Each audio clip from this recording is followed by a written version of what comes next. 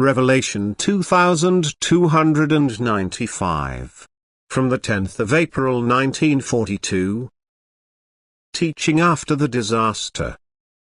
Signs and miracles. It is not easy to start leading people to faith if they have already completely given it up.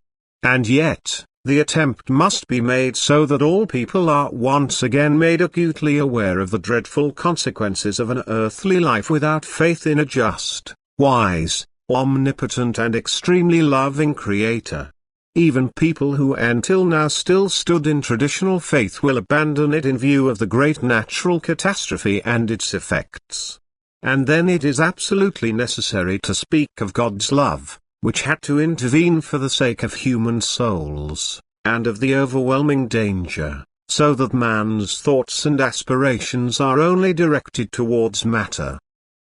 Initially people will still be allowed to speak, but then very strict regulations will stop the teaching activity, and this will be the time of apostasy from God, and people will find little hearing if they want to re-establish the old faith. And therefore God will endow His servants with great strength, and signs and miracles will take place in order to strengthen the believing people but to lead the unbelieving back to faith.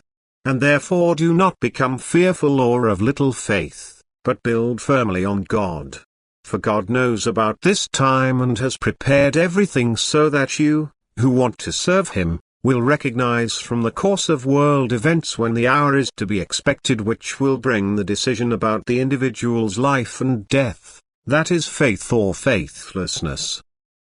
It is no longer a long period of time that God gives, for the day is approaching which will cause the world to become highly agitated. And after this disaster humanity will be more receptive and willing to receive the truth from God if it is offered to it. And then the earthly task of those who want to serve God will begin. Then they shall preach and not let themselves be held back by the voices of violence. For God offers them grace in extraordinary measure so that the human being can accomplish much as soon as he is only willing to help suffering humanity. And thus the teachers will be able to prove their words and deeds. For humanity no longer believes words alone unless it sees proof. Prepare yourselves for this time, lest you become weak and betray the Lord.